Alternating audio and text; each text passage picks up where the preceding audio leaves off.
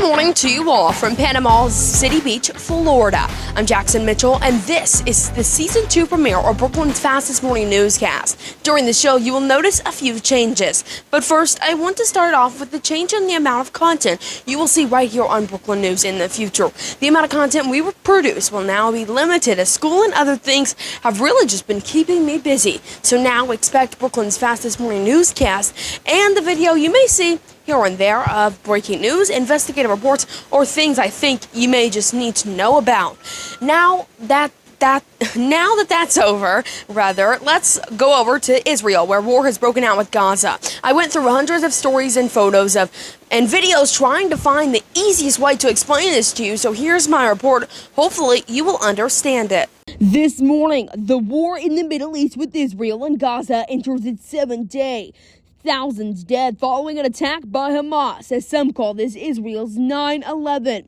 Nearly 100 abducted by Hamas, as Iran is threatening those abductees be slaughtered if Israel attacks Gaza with no warning. On camera, the Gaza Strip and parts of Israel destroyed, as Secretary of State Antony Blinken says America stands with Israel.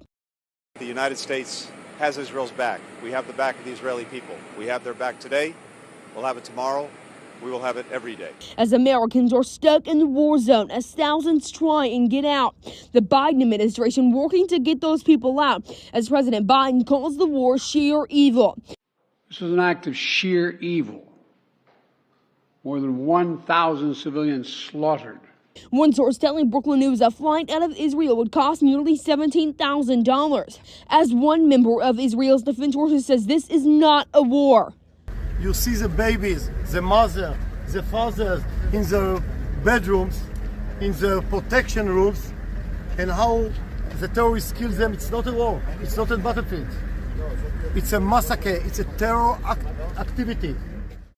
This war has been ongoing for nearly a week and is continuing. This is devastating and is being explained by many as Israel's 9/11, as there was no intelligence or clue about the incoming attack. Now, Brookland News will continue to follow this overseas. Moving on, playing a big game in the war here in the U.S. is that there's no Speaker of the House. Former Speaker Kevin McCarthy being ousted of his job as Speaker. The House's representatives has been back in session, but no vote has been casted for the next Speaker. Although we do now know that in a meeting with House Republicans, the majority chose Representative Steve Scalise as their vote for the next Speaker.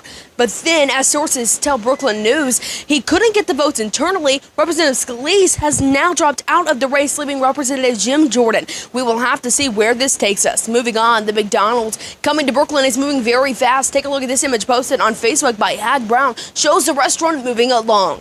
When will it be open is unknown. All right.